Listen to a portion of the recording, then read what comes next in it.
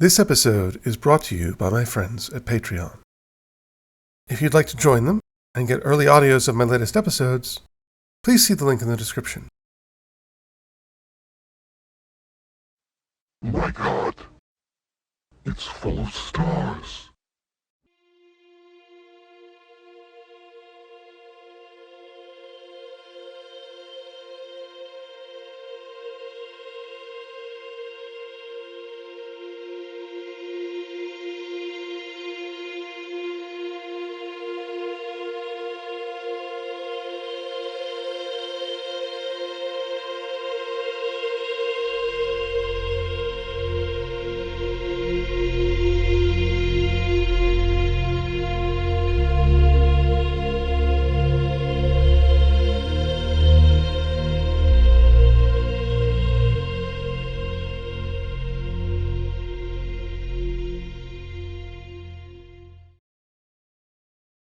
On the 24th of October, 1946, the human perspective changed forever.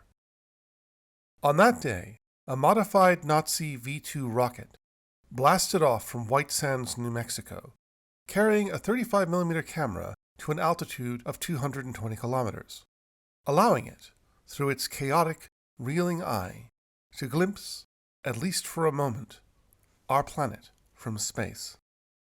Prior to that date, our human consciousness was still intuitively informed by the cosmologies of ages past.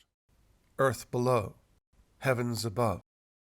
On that day, for the first time, humanity entered the heavens and saw the earth below, not separate from the infinity above, but embraced within it. It marked the beginning of our journey into space, the shift from aeronautics to astronautics. 23 years later, we would see the Earth framed in space again, only this time from the surface of the Moon.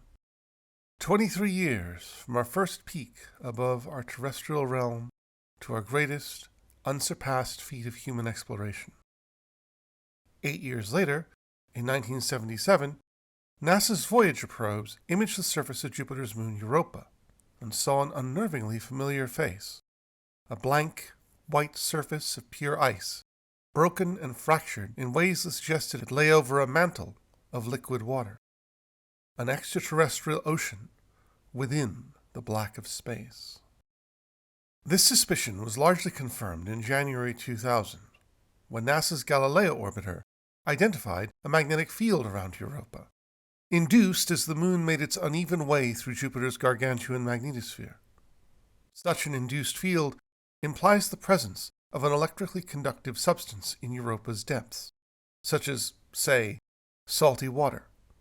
This was as clear an indication of the first extraterrestrial ocean as humanity was likely to get. The next step, obviously, would be to directly map it.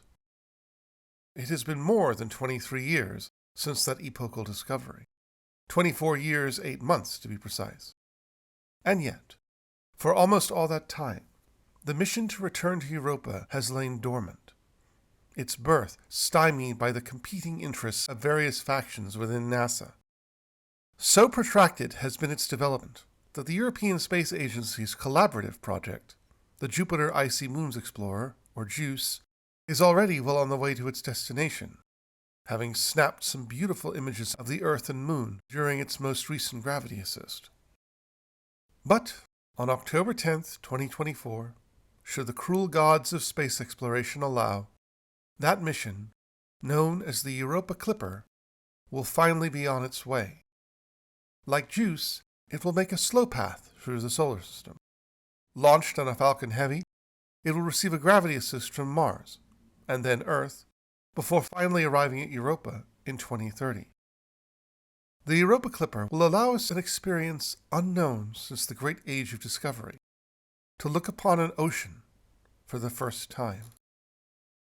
Needless to say, my obsession with the possibility of this mission has consumed my entire adult life. Ever since I first learned of Europa and its secrets in the early 1990s. It would have consumed me earlier if I'd been savvy enough to fully grasp the movie 2010, of which those secrets were a key plot point. And I wasn't alone. A mission to Europa in some form has been stewing in the depths of NASA since 1997, but its path to fruition was far from straight. If anyone remembers my New Horizons video, the constant infighting, the wrangling with different Congresses and different NASA heads over the decades required to greenlight, design, build, and launch a flagship NASA mission, well, that wasn't a fluke. It's always like that. The first of what will be many proposed missions was the Europa Orbiter, a 400-kilogram craft carrying 500 kilograms of maneuvering fuel.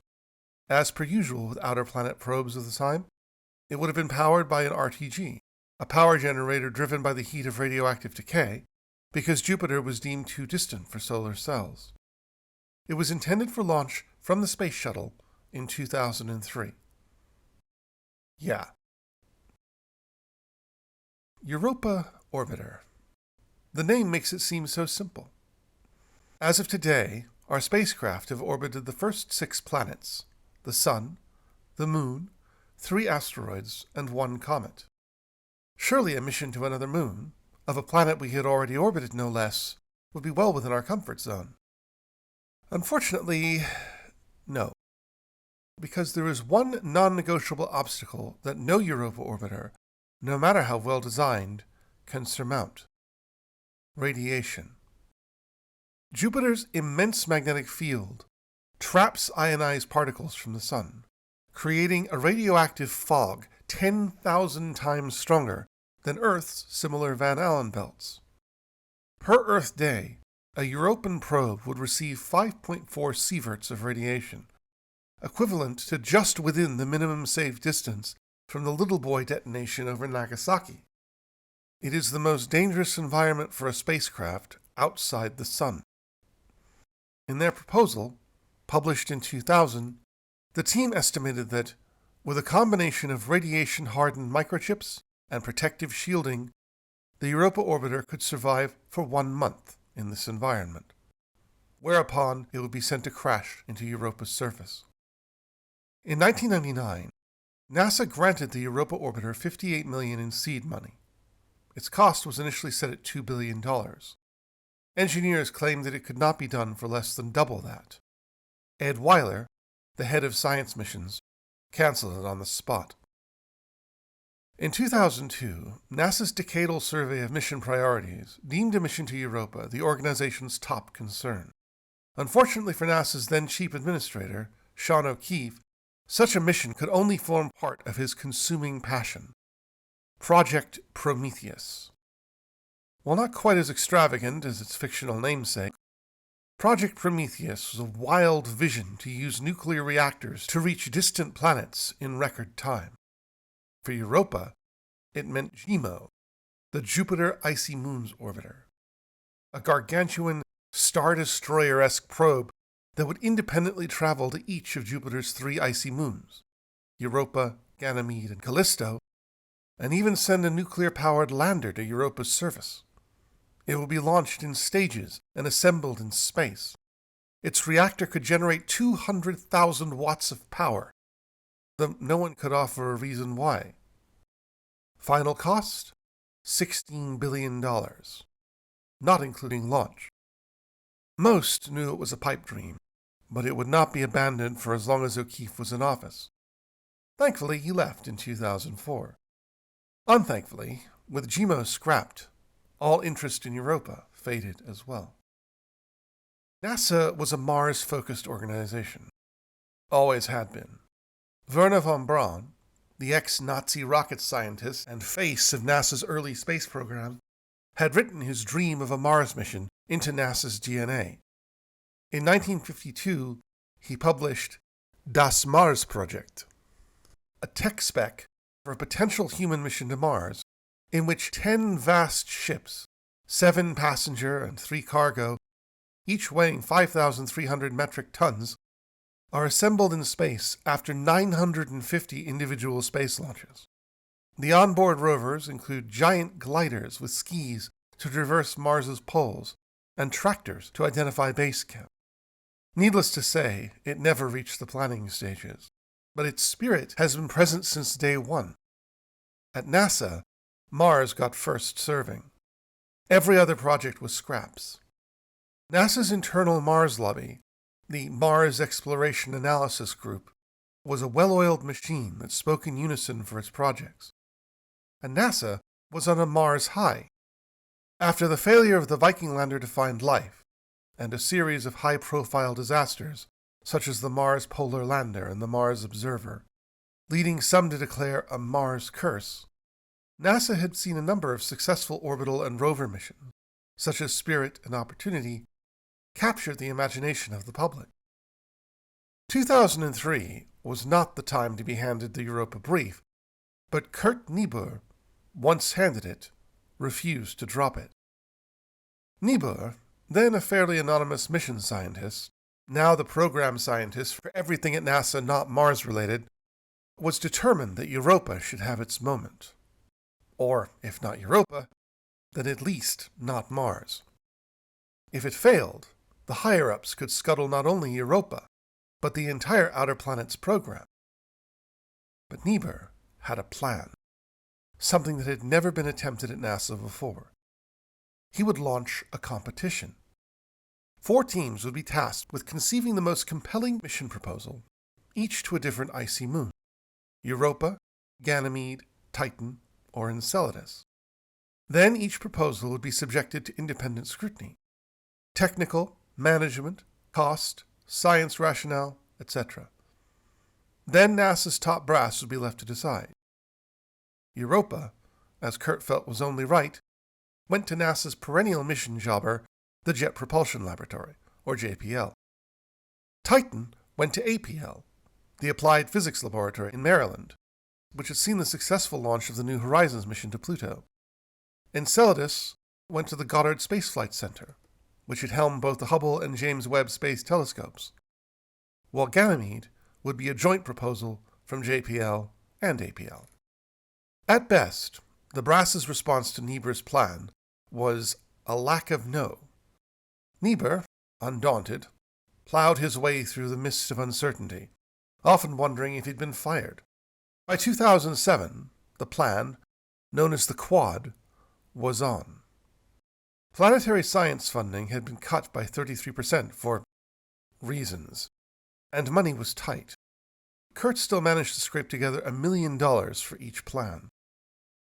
Carla Clark was selected to head up the Europa plan, an ideal choice as she had drawn up plans for the Europa Orbiter in 1997 and had been running mission simulations to the moon for the decades since. In 2006, she was joined by Bob Pappalardo. Get the giggle out now? Who had, almost by accident, become the foremost authority on the icy moons of Jupiter.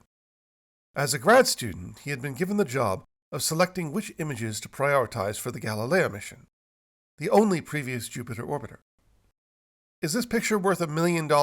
he was often asked, because that's how much they cost. At the end of his time at Brown, Bob had not only read every science paper ever published about Jupiter's moons, he could quote them line for line.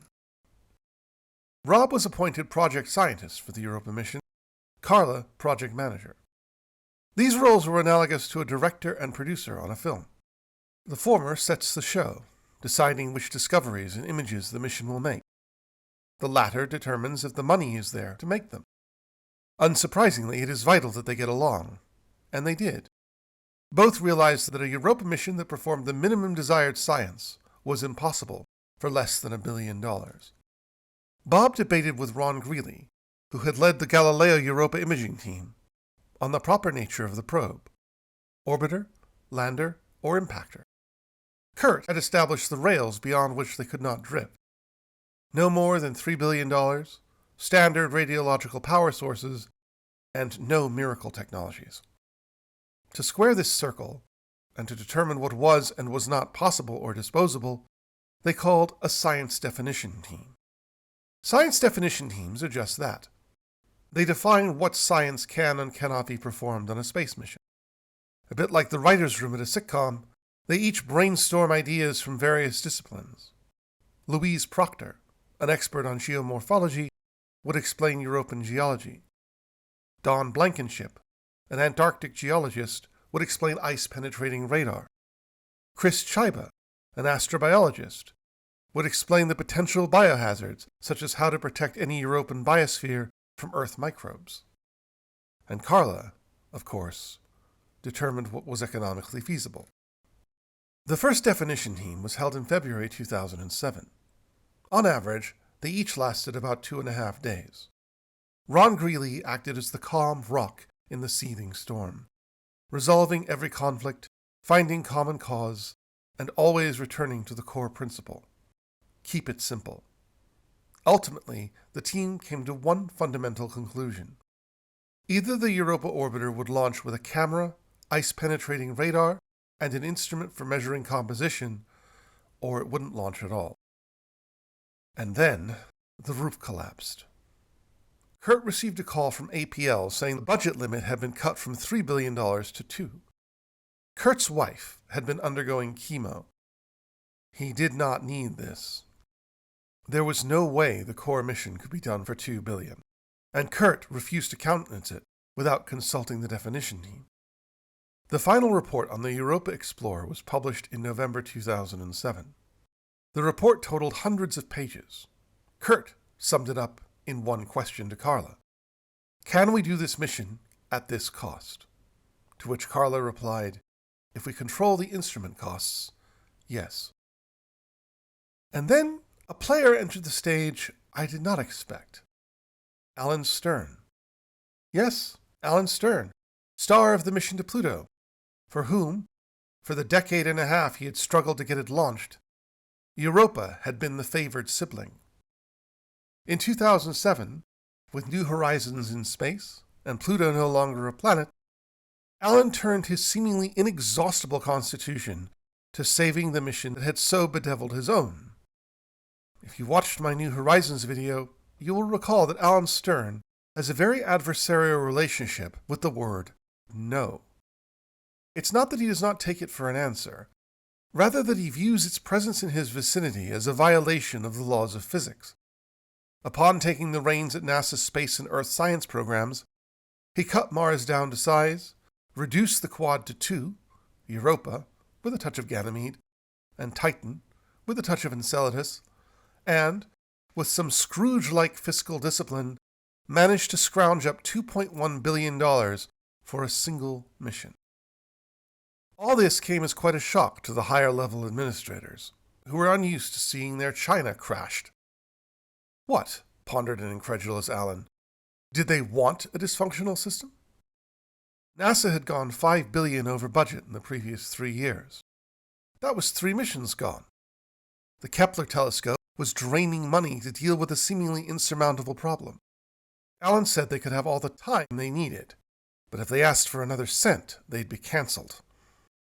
Magically, the problem was surmounted, and Kepler went on to become one of NASA's most successful missions. But then, Alan went too far.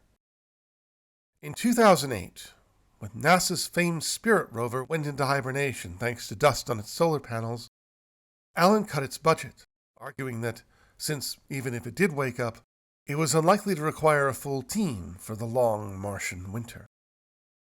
A rational and objective decision. Except this was NASA, and you don't screw with Mars. He was told just to give them the money. Instead, he suggested mothballing the next rover, Curiosity, to another launch window. Mike Griffin, his boss, shot it down. Alan, being Alan, could not compromise, and resigned. Incidentally, Spirit did wake up, and would continue functioning for another 2 years. Alan's replacement, Ed Weiler, did not calm nerves. He had scrapped the Europa Orbiter in 1999, and did not trust JPL to be honest with its cost estimates. He declared that whichever mission, Europa or Titan, won the prize, it should aim for a budget sweet spot between extravagant space stations like Cassini and frugal bodges like New Horizons. A graph plotting costs to discovery is largely linear, until it reaches a certain point when costs become exponential, but the discoveries do not. Weiler ordered his team to aim for that spot. APL agreed to share some of the burden with JPL, an astonishing olive branch given the bad blood that had flowed between them over the Pluto mission. Before he left, Alan had laid something of a trap for the recalcitrant higher-ups. he had roped the European Space Agency into a joint project with the Europa Explorer, one that would focus on the other icy moons of Jupiter, while NASA focused on the main attraction. With 20 governments to please, ESA could not simply pull out at the last minute. For NASA to do so would be a slap in the face to an entire continent. This mission would eventually evolve into the Jupiter Icy Moons Explorer, which, as I stated previously, is already en route to its destination. And things were getting worse. In 2007, NASA's unmanned program was curtailed in favor of the Orion crew vehicle and Constellation program. Anything post-Columbia to ensure that American astronauts would not need to travel in Russian capsules. NASA's allies in Congress were not happy. The final, if you will, was held on the 7th of December 2008, in which both Europa and Titan were interrogated, inspected, checked, rechecked, and measured from every angle. And, after months of deliberation, NASA split the difference. The Europa mission would be greenlit for actual planning, while the Titan mission would be allowed to continue in its development. Europa, though, still had to come top of the 2010 decadal survey. The Titan team eventually learned that continue its development meant indefinitely deferred, though the pause may actually have been good for them. It allowed them to test a flying rover on Mars, and, should the planned Titan Dragonfly mission go through, we could be due one of the greatest adventures in the history of space exploration. Unfortunately, things did not work out for Carla. In 2010, NASA appointed Tom Gavin, a 50-year veteran of JPL and former Associate Director of Flight Projects, as the new project manager. Tom initially offered Carla a series of positions below her former subordinates, which, unsurprisingly, she refused. Tom then made her manager of mission assurance for flight projects, an essentially sideways shift, with some responsibility for every project but full responsibility for none. Eventually, Carla, and many of her allies, left. And then, in 2011, the decadal survey was announced, and top of its list was a Mars sample return mission. This was, as far as the Europa team were concerned, bonkers.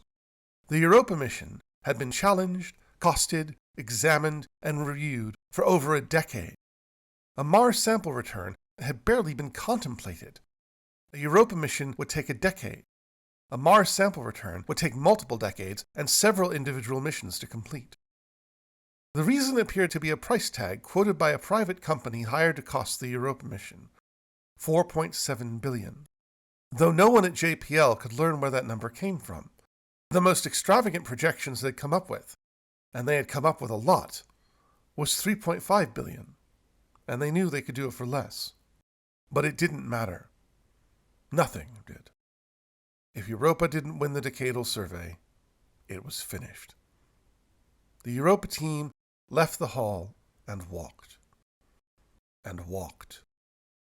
Eventually, as the shadows of night closed in, they arrived at a Thai restaurant, sat down, and silently took stock. Louise Proctor figured she'd be all right. She was still a deputy project scientist for the Messenger mission to Mercury, which was about to enter orbit. David Senska, her longtime collaborator, held the same position for Mars Odyssey, which had been orbiting Mars for a decade and will continue to do so till today. Bob Pappalardo, however, had only Europa. Bob held on to one slim hope.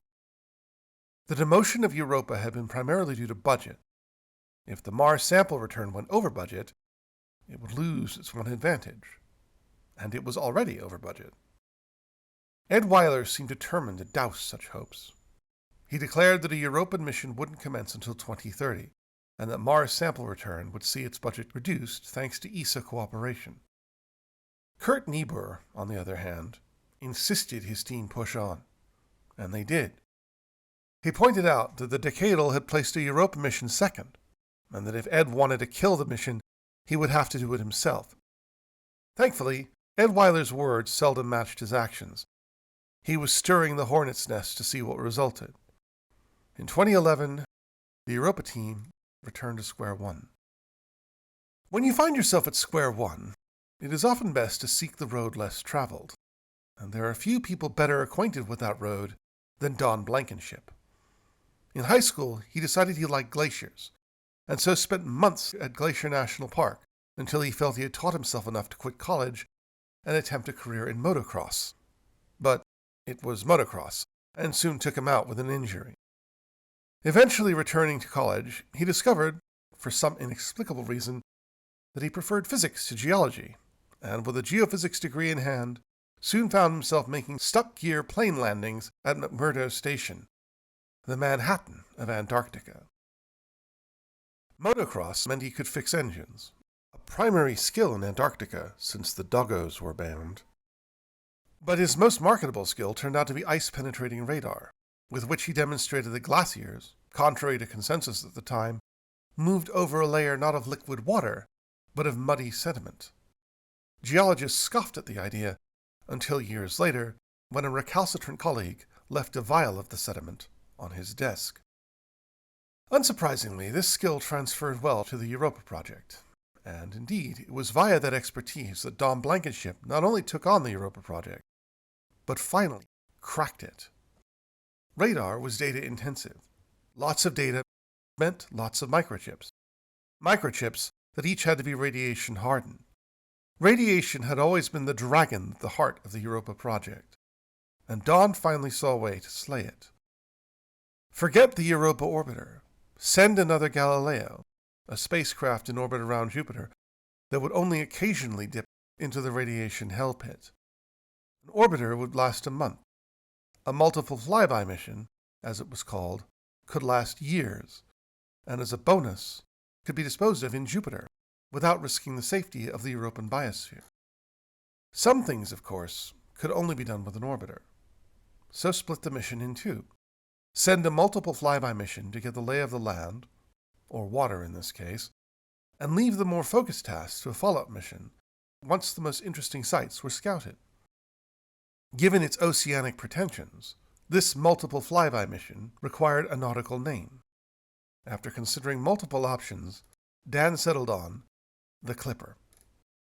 That orchestra crescendo had yet to play for Bob Pappalardo. Ron Greeley, shortly before dying, asked Bob if, since Europa wasn't happening, he would return to academia. Bob did so, but, in an act of obstinate optimism, took a sabbatical rather than quit. His various stints at universities often involved him making the case for a Europa Orbiter, to the point when hecklers began asking him if he was a scientist or a salesman. As well as lecturing, he spent time at ESA, helping with the very much still happening Jupiter Icy Moons Explorer. Louise Proctor, then at APL, took over in his absence, maintaining a link between APL and JPL. But she had to contend with the second Obama administration, who had decided that planetary exploration was not a priority. Unlike administrations past, Obama's NASA would focus on the Earth and not ignore climate change. JWST would also be prioritized, largely thanks to Barbara Mikulski, Maryland senator and APL guardian angel, who was almost singly responsible for New Horizons' eventual launch. Jim Green, head of NASA Planning Science, lost $100 million in the 2013 budget. With a 20% cut, you can forget Europa. It would be hard enough maintaining the missions already launched. But, in the bowels of JPL, the spark of Europa still glowed, and they were about to get an endorsement from the universe. In December 2013, a team led by Kurt D. Rutherford and Lorenz Roth of the Southwest Research Institute in Texas, using the Hubble Space Telescope, identified a surplus of oxygen and hydrogen above Europa's southern hemisphere. This could mean only one thing. Europa, like its showier cousin Enceladus, had water plumes, soaring up to 200 kilometers above its surface. This changed everything. Prior to this, a Europa probe could not determine if an ocean was habitable without drilling through the ice. But now, we knew that, just like with Enceladus, its ocean could come to the spacecraft. Kurt Rutherford called Kurt Niebuhr. Kurt Niebuhr called Jim Green. The Europa team finally had something that NASA teams salivate for. A story. Europa Clipper's staunchest supporter in the Capitol, Houston Representative John Culberson, raised the issue in Congress and, to ensure it launched, accepted that it must launch on the SLS, the Super Heavy launch system intended to bring Americans back to the moon. They also insisted that, even though the Juno spacecraft was successfully using solar panels out of Jupiter, the Clipper still used a radiological isotope as a power source, as it would need to pass through the radiation belt, and solar cells made a great deal of magnetic noise when exposed to radiation. In 2014, Congress allotted $80 million to the Europa project, which was nice, but then rumors began circulating that the budget was about to be cut to $1 billion, which was not. Apparently, someone in Congress had been fed some tech bro con about CubeSats. Thankfully, someone must have put a lid on the idea by reminding everyone that it was a physical impossibility. On the 20th of February 2024, NASA called a Strategic Implementation Planning, or SIP, meeting to discuss the Europa Clipper. It was the first time the Clipper had made it to the fabled 9th floor, where it would be presented to the top brass at NASA. Kurt Lieber complained that he would have to explain the Europa Clipper to someone less knowledgeable than him, but he wasn't invited anyway. Neither was Joan Salute, Europa Clipper's liaison with the higher-ups, but they invited themselves anyway, to grudging affirmatives, via speakerphone, on the grounds that they weren't expressly forbidden from attending. Joan had written the presentation herself, and included what Kurt called a Joan bullet, a deadline in the project to ensure that it not be delayed any longer. She noted that the decadal survey had demanded a less expensive Europa mission, and they had made one. She noted that life requires 3 fundamental elements: water, energy, and chemistry, and Europa, as far as they knew, had all 3. She reminded everyone of the recently discovered plumes, and that if life existed in the ocean, there would be evidence on the surface. Despite everything, the protests, the need for launch approval, and the shortage of plutonium, Kurt insisted that the Clipper's power source be radiological rather than solar. Ultimately, this would be ditched. The Europa Clipper, when it launches, will be carrying solar panels. Solar panels coated in glass to protect it from radiation, but solar panels nonetheless. This has placed a severe time limit on the mission. It is expected to last for 4 years, rather than the 8 Kurt had wanted. Still, the mission was a go. Optimistically, Kurt had purchased a bottle of champagne for that moment. After the meeting, he popped it. On the 17th of June, 2015, 18 years after it was first mooted, the Europa Clipper mission was declared official. Bob Pappalardo, now the project scientist for the Europa Clipper, decided that the opening presentation required acknowledgement of the moon's cultural legacy. He purchased a life-size black monolith from a friend of a friend who was a Hollywood production designer, precise to Kubrick's 1x4x9 specifications, and baked a cake cut into 1x4x9 slices. Every member of the team was given keychains engraved with the line, "It's full of stars," the final mortal words of David Bowman in 2010. The video presentation included shots from 2001, intercut with mock-ups of the coming mission, and, at just the right moment, Rob threw a femur bone he had somehow located into the air.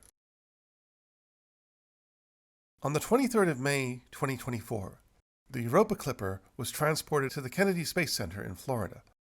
Less than a month later, the mission saw its first crisis.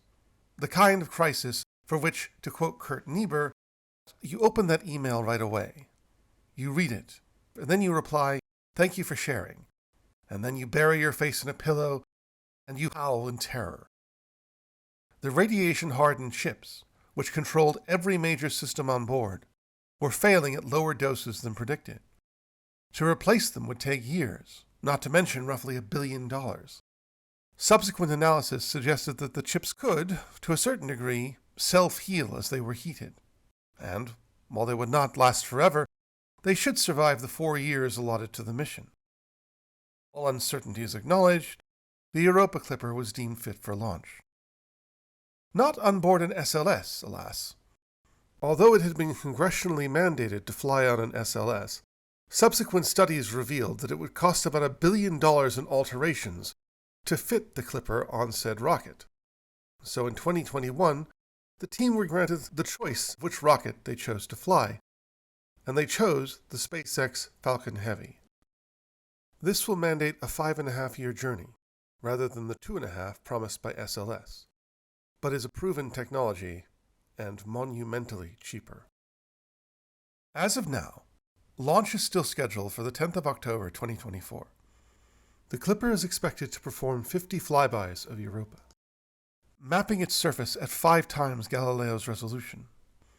Its overriding mission goal will be to determine if Europa's ocean is habitable. It will use ice-penetrating radar to survey the ice shell and a magnetometer to study its subsurface ocean and measure its depth and salinity. The radar will determine the thickness of the ice. A spectrometer will identify organic compounds and topography. The Clipper will attempt to catch the plumes and to determine their composition. The tool for doing so, the Surface Dust Analyzer, or SUDA, is potentially the most exciting component of the craft, as it is just possible that, should a microbe or two be ejected by a plume, SUDA would be able to catch and identify it. Whether it finds life or not, and it's a big whether, the ultimate goal of the Europa Clipper is to lay the groundwork for successor probes, including landers, which will be able to drill some few meters into the surface, and even the fabled MELT probe and diver. The Europa Diver is really more a work of science fiction than an actual planned mission. Though it seems within our current capabilities, it is very much not. Even if we go through with it at all, and there are serious ethical concerns over whether we should, the technology to guide the craft, if and when it reaches its final destination, simply does not exist. Telling a probe on the surface of Mars what to do when the signal delay is at most 20 minutes is a cinch, compared to programming a craft that will be under kilometers of ice, often out of direct contact with its lander, and subject to a signal delay of up to an hour. That probe would be on its own. It would have to make its own decisions, determine its own best courses of action, and decide for itself which of those actions would best benefit the mission. That would require a level of AI so far beyond our current joke of a namesake that it really might be simpler, though far more expensive, to send people there. So at least for now, the Europans are denied the joys of first contact with our beneficent species. With, again, the requisite bow to the cruel gods of space exploration, this will not be the last video I make on Europa. As I said, I have been waiting for this mission my entire adult life. A fully evolved biosphere existing essentially on our planet's doorstep is the most compelling scientific possibility currently within our reach. Now all I can do is trust that we can reach it.